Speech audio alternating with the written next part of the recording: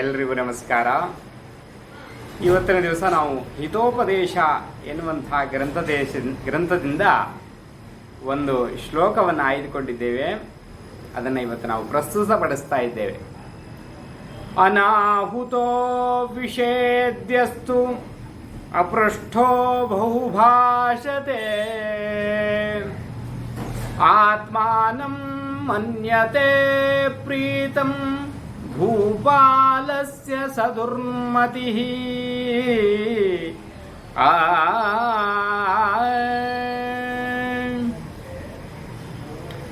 ಕರೆಯದೇ ಇದ್ದರೂ ಹೋಗುವವನು, ಪ್ರಶ್ನೆ ಮಾಡದಿದ್ದರೂ ಉತ್ತರ ಹೇಳುವವನು, ರಾಜನಿಗೆ ನಾನು ಪ್ರೀತಿಪಾತ್ರನಾದವನು ಎಂದು ಭಾವಿಸುವವನು, ಇವರು ದುರ್ಮತಿಗಳಿಗೆ ಸರಿಸಮಾನರಾದಂಥವರು ಅಂತ ಕವಿ ಹೇಳ್ತಾನೆ.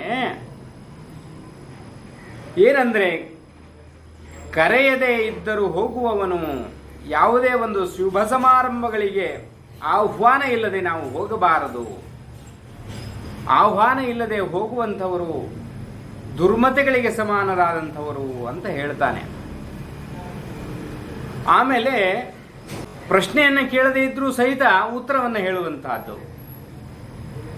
ಪ್ರಶ್ನೆಯನ್ನು ಕೇಳದೆಯೇ ಉತ್ತರವನ್ನು ಹೇಳುವಂಥವನು ಅವನೂ ಸಹಿತ ದುರ್ಮತಿಗಳಿಗೆ ಸಮಾನನಾದಂಥವನು ಅಂತ ಹೇಳ್ತಾನೆ. ಒಂದು ಕಡೆ ಸರ್ವಜ್ಞರು ಹೇಳ್ತಾರೆ, ಕರೆಯದೆ ಹೋಗುವವನ, ಬರೆಯದೆ ಓದುವವನ, ಬರಿಗಾಲಿನಿಂದ ನಡೆವವನ ಕರೆ ತಂದು ಕೆರವಿನಿಂದ ಹೊಡೆಯಿರಿ ಎಂದ ಸರ್ವಜ್ಞರು ಹೇಳ್ತಾರೆ, ಅಂಥವರನ್ನ ಕೆರವಿನಿಂದ ಹೊಡೆಯಬೇಕು ಅಂತ ಹೇಳ್ತಾರೆ. ಆ ರೀತಿಯಲ್ಲಿ ಕರೆಯದೇ ಎಲ್ಲಿಗೂ ಹೋಗಬಾರದು. ಕೆಲವರು ಹೋಗ್ತಾರೆ, ಯಾವುದೇ ಶುಭ ಸಮಾರಂಭ ಆಗಿರಬಹುದು, ಚಪ್ರ ಎಲ್ಲ ಹಾಕಿದ್ದಾರೆ, ಎಲ್ಲಿ ತೋರಣ ಕಟ್ಟಿದಾರೋ ಅಲ್ಲಿ ಹೋಗಿದ್ದಾರೆ, ವಿಶೇಷ ಭೋಜನವನ್ನು ಮಾಡ್ತಾರೆ, ಬರ್ತಾರೆ. ಹಾಗೆ ಮಾಡಬಾರದು. ಯಾಕೆ ಅಂದರೆ, ಯಾರಾದರೂ ನಮ್ಮನ್ನು ಪ್ರಶ್ನೆ ಮಾಡಿದರೆ, ಯಾರಾದರೂ ನಮ್ಮನ್ನು ಕೇಳಿದರೆ ಅಪಹಾಸ್ಯಕ್ಕೆ ಒಳಗಾಗ್ತೇವೆ, ನಾವು ಮರ್ಯಾದೆ ಹೋಗತ್ತೆ ನಮ್ಮದು. ಅದಕ್ಕೋಸ್ಕರವಾಗಿ ಇದನ್ನು ಮಾಡಬಾರದು ನಾವು ಅಂತ ಹೇಳ್ತಾರೆ. ಆ ರೀತಿಯಲ್ಲಿ ಇರಬೇಕಾದ್ರೆ ಕವಿ ಹೇಳ್ತಾರೆ, ಬರೆಯದೆ ಓದುವವನ ಅಂತ ಹೇಳ್ತಾರೆ ನೋಡಿ. ಅಂದರೆ ಓದಿನಲ್ಲಿ ನಾವು ಬರೆಯಬೇಕು. ಆ ಬರೀ ಓದುವುದನ್ನು ಮಾಡಿದರೆ ಅಂಥವನು ಸಹಿತ ದುರ್ಮತಿ ಅಂತ ಹೇಳ್ತಾರೆ.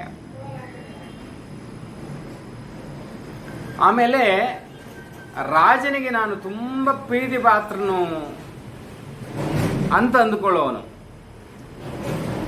ರಾಜ ಒಂದು ನಗೆಯನ್ನು ಬೀರಿದ್ರೆ ನನಗೆ ತುಂಬ ಆಪ್ತನು ರಾಜ ಅಂತ ಅಂದುಕೊಳ್ಳೋದು. ಆ ರೀತಿ ಅಂದುಕೊಳ್ಳೋದ್ರಿಂದ ಏನಾಗುತ್ತೆ ಅಂದರೆ, ರಾಜನಿಗೆ ಶಿಕ್ಷೆಯನ್ನು ಯಾರಿಗೆ ಬೇಕಾದರೂ ಕೊಡ್ತಾನೆ ರಾಜ. ನಗನಗತಾ ಶಿಕ್ಷೆಯನ್ನು ಕೊಡ್ತಾನೆ. ವಾರಾಂಗನೇ ನೃಪತಿ ಅನೇಕ ರೂಪ ಎಂಬಂತೆ, ವಾರಾಂಗನೇವ ನೃಪತಿ ಅನೇಕ ರೂಪ. ನಗನಗತಾ ಎಲ್ಲವನ್ನು ಮಾಡ್ತಾನೆ ರಾಜ. ರಾಜನ ಮನಸ್ಥಿತಿಯನ್ನು ತಿಳಿದುಕೊಳ್ಳುವುದು ತುಂಬ ಕಷ್ಟ. ಹಸನ್ಮುಖಿಯಾಗಿ ಎಲ್ಲವನ್ನು ಮಾಡಿಬಿಡ್ತಾನೆ. ವಾರಾಂಗನೇ ನೃಪತಿ.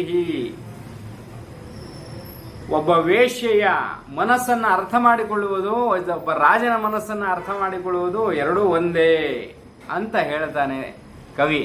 ಹಿರಿಯರನ್ನ ಸೇವಾ ಭಾವನೆಯಲ್ಲಿ ನೋಡುವಂತಹದ್ದು, ಸೇವೆಯನ್ನು ಮಾಡುವಂತಹದ್ದು. ಗುರುಗಳು ನಮಗೆ ತುಂಬ ಆಪ್ತರು ನಮಗೆ ಅಂತ ಅಂದುಕೊಳ್ಳೋದು, ರಾಜರು ಸಹಿತ ಆಪ್ತರು ಅಂತ ಅಂದುಕೊಳ್ಳೋದು, ಇವೂ ಸಹಿತ ಒಂದೇ ರೀತಿಯಾದಂತಹ ಒಂದಿದು. ಗುರುಗಳು ಸಹಿತ ಅಷ್ಟೇ. ನಾವು ಎಷ್ಟೇ ಸೇವೆಯನ್ನು ಮಾಡಿದರೂ ಸಹಿತ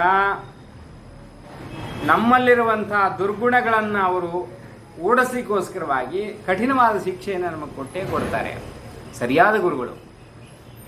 ಆ ರೀತಿಯಲ್ಲಿ ಗುರುಗಳು ನಮಗೆ, ನಾವು ಗುರುಗಳ ಸೇವೆಯನ್ನು ಮಾಡಿದ್ದೇವೆ, ಗುರುಗಳು ನಮ್ಗೆ ಆಪ್ತರಾಗಿದ್ದೇವೆ, ಗುರುಗಳಿಗೆ ನಾವು ಆಪ್ತರಾಗಿದ್ದೇವೆ ಅಂದುಕೊಂಡ್ರೆ ಅದು ಸಹಿತ ಮೂರ್ಖತನ. ನಮಗೆ ಶಿಕ್ಷೆಯನ್ನು ಕೊಟ್ಟೇ ಕೊಡ್ತಾರೆ. ಯಾಕೆ ಅಂದರೆ ನಾವು ಸರಿದಾರಿಗೆ ಬರಬೇಕಲ್ಲ. ಅದಕ್ಕೋಸ್ಕರವಾಗಿ ಅಂಥ ಒಂದು ವಿಷಯವನ್ನು ಇಲ್ಲಿ ಪ್ರಸ್ತಾಪಿಸ್ತಾನೆ ಹಿತೋಪದೇಶದಲ್ಲಿ. ಆ ರೀತಿಯಾಗಿ ಇವೆಲ್ಲವೂ ಸಹಿತ ದುರ್ಮತಿಗಳಿಗೆ ಯಾವತ್ತೂ ಸಹಿತ ಕರೆಯದೆ ಹೋಗಬಾರದು. ಪ್ರಶ್ನೆ ಮಾಡದೆ ಯಾವುದೇ ಉತ್ತರವನ್ನು ಹೇಳಬಾರದು. ನಾವು ಯಾರಾದರೂ ಏನಾದರೂ ಪ್ರಶ್ನೆ ಯಾರಿಗೋ ಕೇಳಿದರೆ ನಾವು ಉತ್ತರ ಹೇಳ್ಬಿಡೋದು. ನನಗೆ ಗೊತ್ತಿದೆಯಲ್ಲ ಇದು ಅಂತ ಪ್ರದರ್ಶನ ಮಾಡಿಕೊಳ್ಳಿಕ್ಕೆ, ನನಗೆ ಗೊತ್ತಿದೆ ಅನ್ನುವಂಥದ್ದು ಪ್ರದರ್ಶನಕ್ಕೋಸ್ಕರವಾಗಿ ಅಪಮಾನ ಆಗಬಹುದು. ಕರೆಯದೆ ಮಾಡಿರುವಂಥವನು ಪ್ರಶ್ನೆ ನಿಮಗೆ ಕೇಳಿಲ್ವಲ್ಲ, ನೀವು ಯಾಕೆ ಉತ್ತರ ಹೇಳ್ತೀರಾ ಅಂತ ಕೇಳಿಬಿಟ್ರೆ ಸರಿಯಾದ ಉತ್ತರವನ್ನು ಹೇಳಿದರೂ ಸಹಿತ ನಾವು ಮರ್ಯಾದೆ ಕಳ್ಕೋಬೇಕಾಗತ್ತೆ. ಅದಕ್ಕೋಸ್ಕರವಾಗಿ ಅಂಥ ಮಾಡಬಾರದು. ಅಂದರೆ ಅದು ದುರ್ಮತಿಗಳಿಗೆ ಸಮಾನವಾದಂತಹ ಮನಸ್ಥಿತಿಯನ್ನು ಹೊಂದಿದವರು ಅಂತ ಅರ್ಥ.